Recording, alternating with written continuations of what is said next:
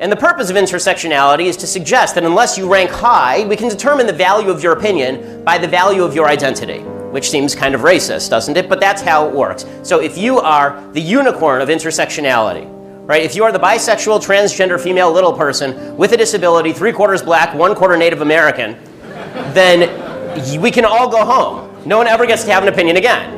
We just appeal to this particular unicorn of intersectionality, and everyone has a lower moral status than this person, and so we declare this person dictator. We'll call this person Bob, and we declare Bob dictator, and Bob now gets to tell everybody what to do, because this is how intersectionality works. And I think that to distinguish achievement based on a woman's voice actually sets back the cause of women. It's almost like feminism, and this is why I say I'm a non-feminist, is spoiling for an argument. It dates back to the, I don't know if you remember the argument about having Jane Austen on a banknote. I'd rather think about how many banknotes I've got in my pocket. Am I getting the same as my male colleague? So to spoil for arguments over, well, we have to have a separate little award with a pat on the head. I don't want that. I want it to be a meritocracy, and that's what feminism and the sisterhood should be all about. On campus, because there is such focus on victimhood, a certain victim privilege has been established. Not white privilege, victim privilege. If you're a member of a victim group, you now have a privilege. And that privilege amounts to you get to tell other people to shut up, and you also get to hurt people. These are the two things that you get to do. Tell people to shut up and hurt people. And the result is a bunch of campuses where nasty things happen. So as you saw just last week, you see riots on Berkeley campus because people's perception of the hierarchy of intersectionality has now been violated. I think all the great battles upon which the suffrage movement was established, and I went to a school where one of the alumni of the suffragettes, went to my school. I believe went to your school as well. But the fact is, I think all the great battles have been won. We have the vote. We can go to university. We have a female prime minister, our second female prime minister. Women politically right across the world every day. We see women making great strides in huge avenues, and certainly in the era of social media, where everything is visible, where we can hear, where we can see, we have globalization. We don't need sort of award ceremonies to say in any field for women, and aren't they doing well? Unless they're doing something that men aren't doing. So, for example, the so-called mumpreneurs. You have women who out of choice stay at home to raise their children. I mean, biology didn't make us unequal; it made us different. For all of the talk about victimhood on college campuses, for all of the talk about how everyone in the world is a victim, everyone is a member of a class of victims, if you live in the United States, society is not victimizing you. This is not to deny that there are individual racists and individual sexists and individual homophobes. Of course there are. But if you live in the freest, most prosperous country on the face of the earth and in human history, you don't really get to complain about class victimization because it isn't true. You are not a victim just because you are black in the United States. There may be people who are racist against black folks, but the idea that you are inherently a victim of white privilege is just not statistically true. The idea that you are poor because you are black is not statistically true. But just to say, a woman writer who has the same skill set as a man needs a separate award, or any awards, I know we're not just focusing on that, seems entirely, as I said, counterproductive, and I think it's a retrograde step. I don't think it's advancing the cause of the sisterhood. It's just reminding people that, women, we're separate, we're different, and we need a label. And I think if feminism is all about dispelling the label and providing equality of opportunity, how on earth can women's only awards do this? 71% of poor families with children are unmarried. The vast majority of poor families because people didn't graduate high school, or they had babies out of wedlock, or they don't have a job. The poverty rate, and it has nothing to do with race. Notice I haven't brought race into this because race is not relevant, okay? The poverty rate among non-married white families was 22% in 2008. The poverty rate that same year among black married couples was 7%. What happened to the white privilege? Wouldn't you think the white single moms would be doing better than those poor, terribly put upon black couples? No, because that's not the way it works. If you make good decisions, you're likely to have a better economic outcome. America is a country where we are in the driver's seat of our own life, where your destiny isn't given to you so much as constructed by you. Okay, the middle class is not disappearing. In 1979, 12% of people in the United States were upper middle class. Today, it is 30% of people are in the upper middle class. The middle class isn't disappearing. Everybody who was in the middle class is now in the upper middle class. American income mobility is just as strong as it is in Europe. You just have to compare the same populations. If you compare Swedes living in the United States with Swedes living in Sweden, the income mobility is exactly the same. The remarkable thing about the media is that in other countries where you have powerful rulers who want to bring the media to heel, You've got to go into the editorial offices, throw over their desks, beat them up, threaten to lock them up. Ironically, with none of this, Hillary basically has this kind of lapdog media.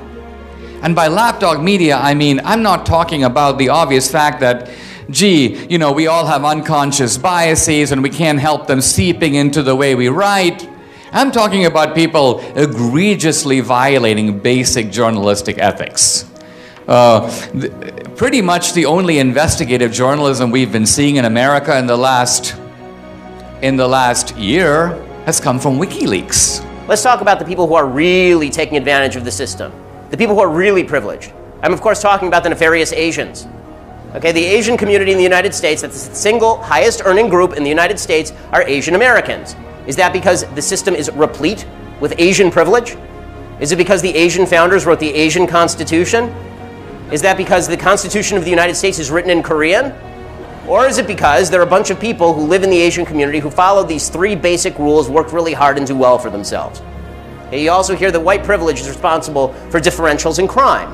No, it turns out that there's a very simple thing behind the differentials in crime: people committing them. Okay, you're not going to jail for murder as a general rule unless you've committed it. Okay, the real world is not like Shawshank Redemption. Certainly the black kids who are growing up today have a higher material standard of living than I had. The difference was that the schools were good when I came along. They were especially good in New York at that time, hard as that is to believe. But the kids who grew up in that same place where I lived, they will not get that same education. Now that can be blamed on somebody, but it has very little to do with what happened 100 or 200 years ago. And it's true in other countries. I mean, in Nigeria, for example, there's a tribe, the Igbos, who are living in one of the least fertile parts of Nigeria, who were in fact enslaved in centuries past by other tribes and so on. When the British moved in and set up schools, the Igbos went for the schools.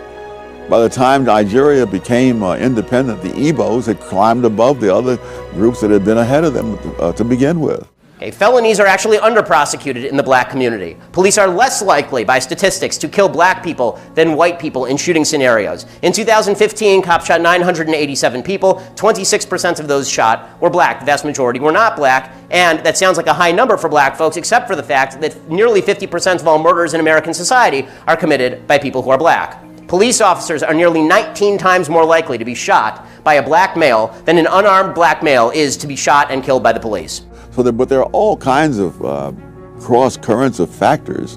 The particular culture, or the particular geography, you run through the whole list of them. You cite, in Intellectuals and Race, you cite an observation by the intelligence expert, IQ scientist, James Flynn, that just stopped me cold. After the Second World War, you've got large numbers of American troops remaining in Germany. For that matter, there's still several tens of thousands there today. And both black and white American soldiers had children with German women. And Flynn discovered that those children growing up in Germany showed no IQ differences at all. The black kids and the white kids, the same. Quoting Intellectuals and Race, Professor Flynn concluded that the reason was that the offspring of black soldiers in Germany, and now you're quoting Professor Flynn, grew up in a nation with no black subculture, close quote. Which means what? Which means they experienced exactly the same expectations? Is this No, the expectations are external. The culture in which they grew up was not the culture in which black kids grew up in America today. So they had... There's no gangster rap that was pervasively available in Germany.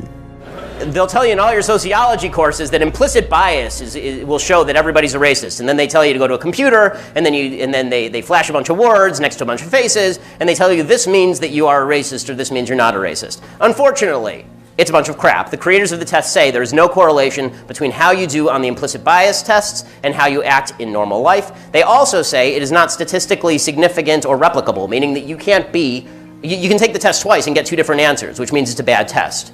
Here's what I'm getting. There is something about black subculture in America today that holds African Americans themselves back? Yes. In fact, I went into this in a previous book on which about black rednecks and white liberals, because that same subculture. Let's talk about two of your books here. Go ahead. Because that very same subculture held whites in the South back as well. That in the time this mental testing in the First World War turned up, among other things, the fact that whites from various 4 or 5 southern states scored lower on the mental test than blacks from 4 or 5 northern states.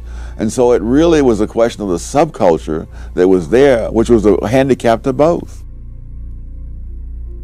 Whose job is it to say, wrong subculture, folks, you're harming yourselves? Well, I would think in an ideal world that intellectuals might take on that task, but the world that we live in, I've noticed, is not ideal. We've had rich guys who have been president before, but in almost every case they were rich beforehand. JFK was rich, but he didn't get rich off the presidency. FDR was rich, but he was rich before. Now, contrast this, for example, with Bill and Hillary Clinton. They not only came to office broke, but Hillary says they left the White House broke. And yet, these guys, between the year 2000 and let's say now, went from $0 to $200 million they never started a business.